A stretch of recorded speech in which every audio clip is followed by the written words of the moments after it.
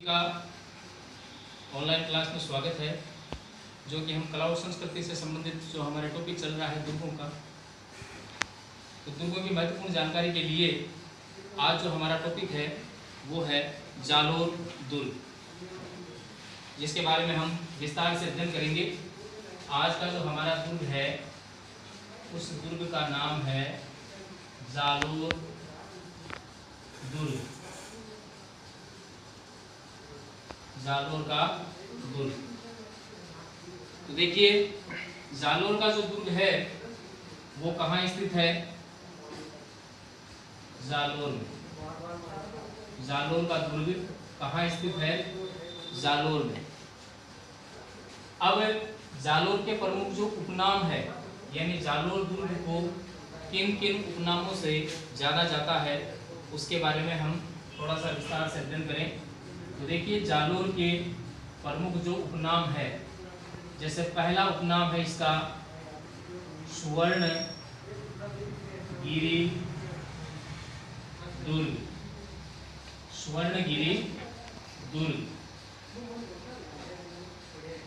मैंने आपको पिछले वीडियो के अंदर बताया था कि जिसके अंदर आधा श आता है, जैसलमेर वाला जब हमने टॉपिक पढ़ा था दुर्ग से संबंधित, जिसमें आपको मैंने बताया था कि आधा श जिसके अंदर आता है वो आता है स्वर्णगिरी जैसलमेर के लिए, और जिसमें पूरा श आता है वो किसके लिए आएगा? जालोर के लिए। तो पहला इसका उपनाम क्या हुआ? स्वर्णगिरी। दूसरा आप इसको कह सकते हो स्वर्णगढ़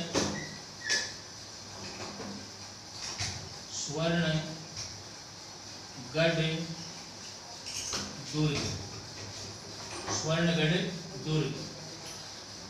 इसका एक अन्य उपनाम है, इसको कहा जाता है सोनगढ़ दुर्ग। इसका एक अन्य उपनाम है सोनगढ़ दुर्ग, या इसको आप कह सकते हो सोनलगढ़ दुर्ग। सोनलगढ़ दुर्ग। इसका एक अन्य नाम मिलता है और वो नाम मिलता है कनकाचल दुर्ग। कनकाचल दुर्ग, यानी कनक के समान यानी सोने के समान चमकता हुआ दुर्ग। तो ये आपके जालोर दुर्ग के उपनाम है। पहला नाम स्वर्णगिरी दुर्ग, दूसरा हो गया आपके स्वर्णगढ़ दुर्ग, सोनगढ़ के नाम से भी इसको जाना जाता है, सोनलगढ़ दुर्ग के नाम से भी इसको जाना जाता है, और अंतिम नाम इसका क्या है? कनकाचल दुर्ग। अब देखिए जालोर दुर्ग एक नदी के किनारे स्थित है। उस नदी का नाम क्या है? तो यह दुर्ग लूणी नदी के किनारे। कौन सी नदी के किनारे? लूणी नदी के किनारे। लूणी नदी के किनारे स्थित है। जालोर दुर्ग अगर हमें पूछा जाता है तो कौन सी नदी के किनारे स्थित है? लूणी नदी के किनारे स्थित है। अब इसके उपनाम हो गए। उपनाम के बाद ये कहाँ स्थित है इसकी जानकारी हमने ले ली। अब हम इसके निर्माण की जानकारी लेते हैं कि इसका निर्माण कब हुआ, किसने किया था। तो इस दुर्ग का जो निर्माण है उस निर्माण की अगर हम बात करें तो 10वीं सदी में, कौन सी सदी में? 10वीं सदी में परमार शासक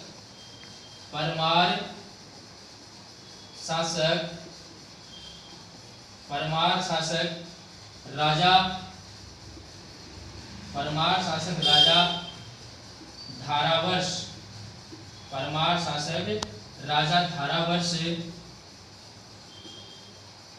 के द्वारा निर्मित, यानी इस दुर्ग का निर्माण किसके द्वारा किया गया था? परमार शासक राजा धारावर्ष के द्वारा कौन से दुर्ग का निर्माण किया गया था? जालोर दुर्ग का निर्माण किया गया था। तो ये हुई आपके किससे संबंधित बात? निर्माण से संबंधित बात। कौन से दुर्ग की? जो आपके चल रहा है जालोर दुर्ग। एक अन्य इतिहासकार या अन्य एक विद्वान है, प्राय हम उनका नाम सुनते हैं, और उनका नाम है डॉक्टर दशरथ शर्मा। एक इतिहासकार है जिनका नाम है डॉक्टर दशरथ शर्मा। और डॉक्टर दशरथ शर्मा के अनुसार इस दुर्ग का जो निर्माता माना जाता है वो निर्माता माना जाता है नागभट्ट प्रथम को। नागभट्ट प्रथम को इस दुर्ग का निर्माता दशरथ शर्मा के अनुसार। अगर परीक्षा के अंदर आपको पूछ ले कि डॉक्टर दशरथ शर्मा के अनुसार जालोर दुर्ग के निर्माता कौन थे, तो जालोर दुर्ग के निर्माता थे नागभट्ट प्रथम। और कॉमनली अगर हमें प्रश्न पूछा जाता है कि जालोर दुर्ग के निर्माता कौन थे, तो परमार शासक राजा धारावर्ष। दोनों के अंदर आपको अंतर ध्यान रखना है कि जहां पर दशरथ शर्मा का नाम आता है तो ऑप्शन के अंदर नागभट्ट प्रथम है तो उसको हमें सही करना है। अगर दशरथ शर्मा का नाम नहीं आता है तो हम किसको सही करेंगे, राजा धारावर्ष को। तो ये थी इसके निर्माण से संबंधित बात, यानी इसका निर्माण किसके द्वारा किया गया था उससे संबंधित हमने जानकारी प्राप्त की। अब देखिए इस दुर्ग के अंदर क्या क्या है, उस दुर्ग के बारे में हम जानकारी करते हैं थोड़ी सी। तो देखिए ये है आपके इस प्रकार से जालोर का दुर्ग।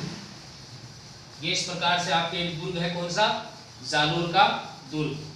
देखिए इस जालोर दुर्ग के बाहर, इस जालोर दुर्ग के बाहर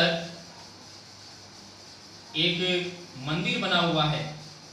इस जालोर दुर्ग के बाहर क्या बना हुआ है, एक मंदिर बना हुआ है और उस मंदिर का नाम है सिरे मंदिर। कौन सा मंदिर है, सिरे मंदिर। यहाँ पर एक मंदिर बना हुआ है इस दुर्ग के बाहर। आपको ये ध्यान रखना है कि इस दुर्ग के अंदर नहीं है, जालोर दुर्ग के बाहर एक मंदिर बना हुआ है, किसका, सिरे मंदिर। प्राय इसको मठ मंदिर भी कहा जाता है। इसको क्या कहा जाता है, मठ मंदिर भी कहा जाता है। कारण क्या है कि यह जो मंदिर है वो नाथ संप्रदाय से संबंधित है। किस संप्रदाय से, नाथ संप्रदाय से संबंधित है। आप सभी को विदित होगा कि नाथ संप्रदाय के अंदर दो वर्ग होते हैं, एक तो होता है शैव मत वाले और एक होता है वैष्णव मत वाले। जो शैव मत वाले होते हैं वो भगवान शिव की आराधना करते हैं, भगवान शिव की क्या करते हैं, पूजा करते हैं। और वैष्णव मत वाले किसकी करते हैं, भगवान विष्णु की। तो ये जो नाथ संप्रदाय से जुड़ा हुआ मंदिर है इसीलिए इसको शिवालय भी कहा जाता है। इसको एक अन्य नाम क्या दिया गया है, शिवालय, क्योंकि ये भगवान किसका मंदिर है, शंकर का मंदिर है। तो प्राय आपको यही ध्यान रखना है कि ये जो मंदिर है वो जालोर दुर्ग के बाहर है। और इसी स्थान को जालंधर नाथ की तपो स्थली कहा जाता है। तपोस्थली कहा जाता है, जालंधर नाथ की तपोस्थली कहा जाता है। कौन से मंदिर को, सिरे मंदिर को। तो सिरे मंदिर जिसको आप मठ मंदिर भी कह सकते हो, नाथ संप्रदाय भी कह सकते हो, और इसका नाम है शिवालय क्योंकि भगवान शिव की यहाँ पर पूजा की जाती है। और जालंधर नाथ है, उस जालंधर नाथ की इस मंदिर को तपोस्थली कहा जाता है। अब देखिए इस मंदिर के बाहर एक नटनी की छतरी बनी हुई है, एक छतरी बनी हुई है और ये छतरी है नटनी की छतरी। इस दुर्ग के बाहर एक छतरी बनी हुई है और वो छतरी किसकी है, नटनी की। प्राय आपने एग्जाम के या कंपटीशन के दौरान आपने तैयारी की, आपने नटनी से संबंधित राजस्थान के अंदर कुछ चीजें बता रहा हूं मैं। हमने एक नटनी के चबूतरे के बारे में पढ़ा। नटनी का चबूतरा कहां पर स्थित है, पिछोला झील में। नटनी का चबूतरा कहां पर है, पिछोला झील में। एक प्रश्न पूछा जाता है नटनी का बाड़ा, तो नटनी का बाड़ा कहां पर है, अलवर में। नटनी का बाड़ा कहां पर है, अलवर में। एक होती है नटनी की छतरी। तो नटनी की छतरी कहाँ पर है? जालोर दुर्ग के बाहर। कहाँ पर है? जालोर दुर्ग के ठीक सामने किसकी छतरी है? नटनी की छतरी। एक बार वापस दोहरा रहा हूं मैं। नटनी से संबंधित 3 प्रश्न बनते हैं राजस्थान से जुड़े हुए। नटनी की छतरी कहाँ पर है? जालोर दुर्ग के ठीक सामने। नटनी का चबूतरा कहाँ पर है? पिछोला झील में। और नटनी का बाड़ा कहाँ पर है? अलवर में। आप उसको बाड़ा या बारा 2 शब्दों से संबंधित कर सकते हो। तो नटनी का बाड़ा अलवर के अंदर स्थित है। अब चलिए, ये तो हो गई इस दुर्ग के बाहर जो प्रमुख 2 चीजें थी उनसे संबंधित। अब देखो, इस दुर्ग के भीतर एक पाठशाला बनी हुई है। इस दुर्ग के भीतर क्या बनी हुई है? एक पाठशाला बनी हुई है जिसको कहा जाता है संस्कृत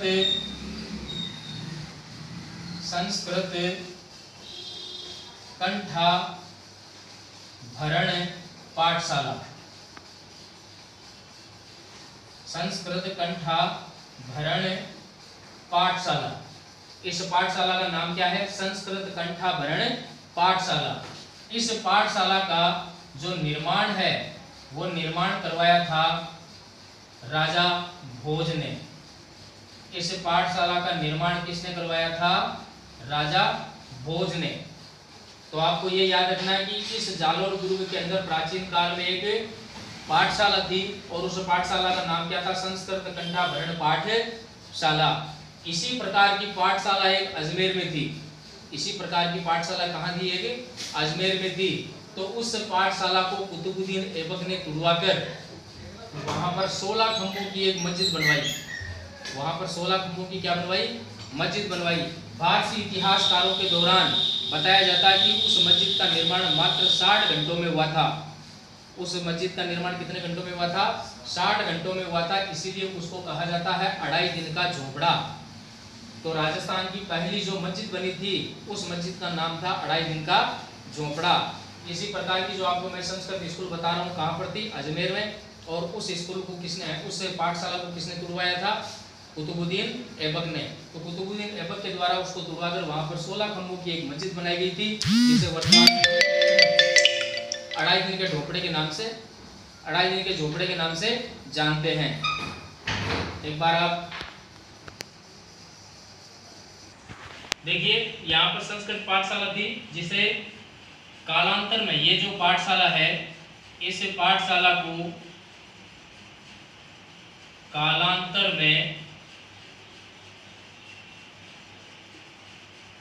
में मुसलमानों या मुस्लिम शासकों के द्वारा तुड़वाकर कालांतर में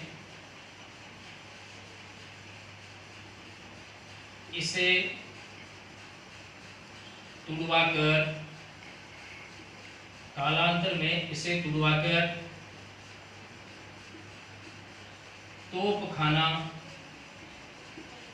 तोपखाना मस्जिद का निर्माण किया गया।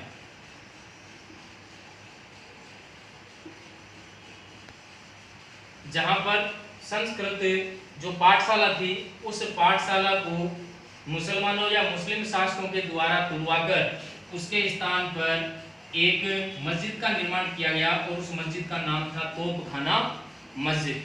कौन सी मस्जिद है? तोपखाना मस्जिद है। तो उस तोपखाना मस्जिद का निर्माण किया गया, तोपखाना मस्जिद बनाई गई। अब देखिए इस जालोर दुर्ग के अंदर और क्या क्या है। जब आप जालोर दुर्ग के अंदर देखोगे तो इस प्रकार के आपको महल मिलेंगे। जालोर दुर्ग के अंदर इस प्रकार के आपको क्या मिलेंगे? महल मिलेंगे। प्राय ये जो महल थे वो महाराजा मारवाड़ के शासक थे महाराजा मान सिंह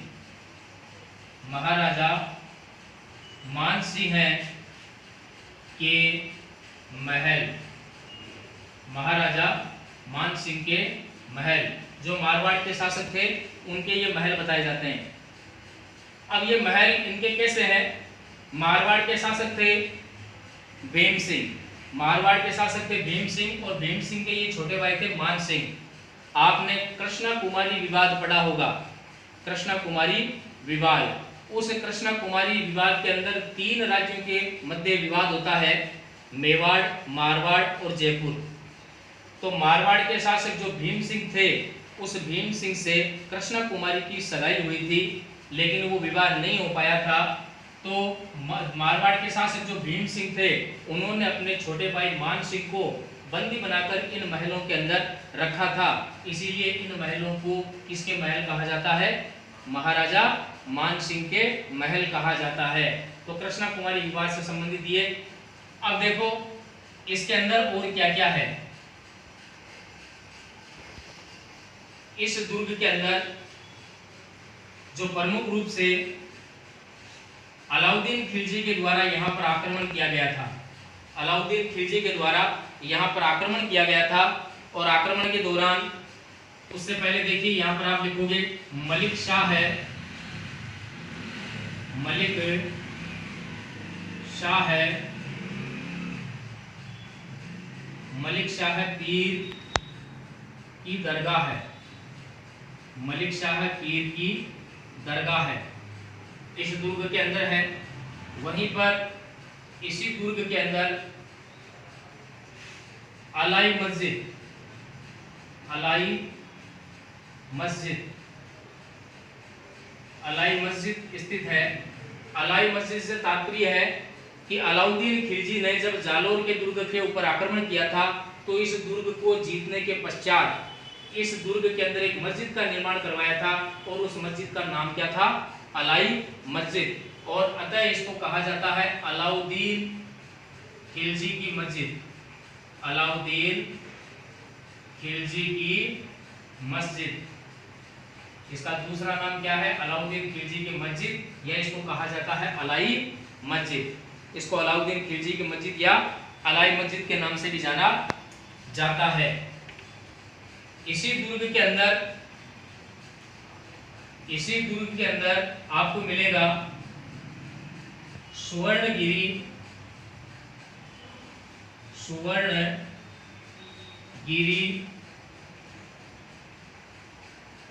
जैन मंदिर, जैन मंदिर, स्वर्णगिरी जैन मंदिर। इसी जालोर दुर्ग के अंदर आपको क्या मिलेगा? स्वर्णगिरी जैन मंदिर। इसी दुर्ग के अंदर आपको मिलेगा परमार कालीन, परमार कालीन, परमार कालीन कीर्ति स्तंभ, परमार कालीन कीर्ति स्तंभ। अगर परीक्षा के अंदर कई बार प्रश्न पूछा जाता है, जैसे आपने कीर्ति स्तंभ के बारे में पूछा कि कीर्ति स्तंभ राजस्थान के अंदर आपको 3 जगह मिलेंगे। पहला कीर्ति स्तंभ आपको मिलेगा चित्तौड़गढ़ दुर्ग के अंदर, दूसरा कीर्ति स्तंभ मिलेगा आपको बयाना दुर्ग के अंदर, दूसरा कीर्ति स्तंभ कहाँ मिलेगा? बयाना दुर्ग के अंदर। और तीसरा कीर्ति स्तंभ जो परमारकालीन कीर्ति स्तंभ वो कौन से दुर्ग में मिलेगा आपको? जालोर दुर्ग में। तो 3 कीर्ति स्तंभों के बारे में आपको जानकारी रखनी है। पहला कीर्ति स्तंभ चित्तौड़गढ़ दुर्ग में, दूसरा बयाना दुर्ग में, और तीसरा कहाँ पर है? जालोर दुर्ग में। मान लो परीक्षा के अंदर आपको पूछ लिया जाए कि परमारकालीन कीर्ति स्तंभ किस दुर्ग में स्थित है, तो परमारकालीन कीर्ति स्तंभ आपके जालोर दुर्ग में स्थित है। अब देखो इस मंदिर के अंदर, सॉरी इस दुर्ग के अंदर एक मंदिर बना हुआ है, इस दुर्ग के अंदर एक मंदिर बना हुआ है, और वो है चामुंडा माता का मंदिर, चामुंडा माता का मंदिर, चामुंडा माता का मंदिर। ये चामुंडा माता का मंदिर कौन से दुर्ग में है? जालोर दुर्ग के अंदर स्थित है चामुंडा माता का मंदिर। अब देखिए एक बार कि अगर हमें ये पूछा जाए कि जालोर दुर्ग का निर्माण 10वीं शताब्दी के अंदर परमार शासक राजा धारावंश के द्वारा करवाया गया था, इसकी जानकारी किससे मिलती है?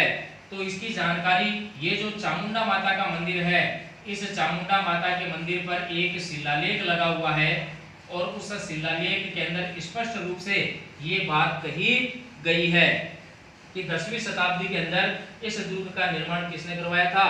राजा धारावंश के द्वारा इसका निर्माण करवाया गया था। अब देखिए इसी दुर्ग के अंदर राव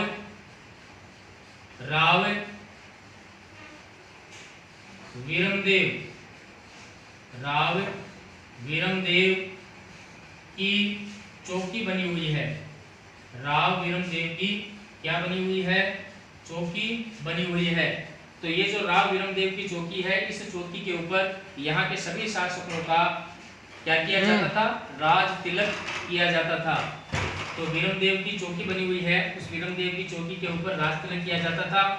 इसी दुर्ग के अंदर हमारे राजस्थान के अंदर प्रजामंडल आंदोलन हुए थे, और प्रजामंडल आंदोलन के जो अग्रणी नेता थे, राजस्थान के जो नेता थे जयनारायण व्यास, और उस जयनारायण व्यास को इस दुर्ग के अंदर बंदी बनाकर रखा गया था। जयनारायण व्यास को सिवाना दुर्ग के अंदर भी लंबे समय तक बंदी बनाकर रखा गया था, और कुछ समय के लिए उनको जालोर दुर्ग के अंदर भी बंदी बनाकर रखा गया था। तो यहाँ पर आप लिख सकते हो जयनारायण व्यास को जयनारायण व्यास को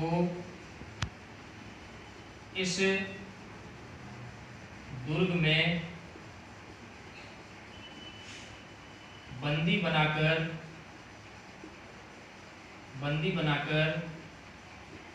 रखा गया था। तो जयनारायण व्यास को, जो हमारे प्रजामंडल आंदोलन से संबंधित है, उनको इस दुर्ग के अंदर बंदी बनाकर रखा गया था। तो एक बार आप इसका स्क्रीनशॉट लो, उसके बाद आगे बढ़ते हैं अपन।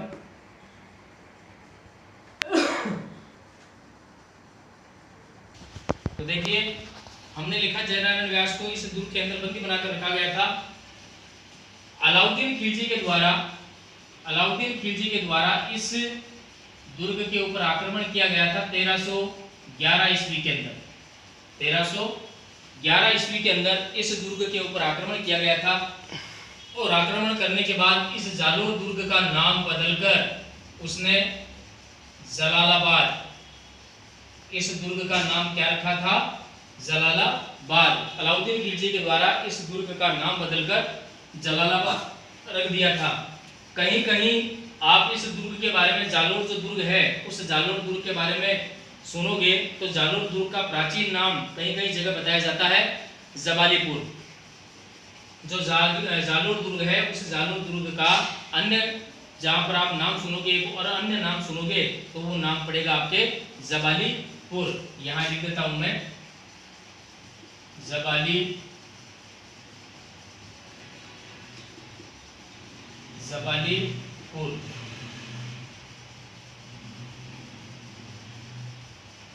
या यहाँ लिख देता हूं प्राचीन नाम। जो प्राचीन नाम जालोर का देखने को मिलता है, वो नाम मिलता है जबालीपुर।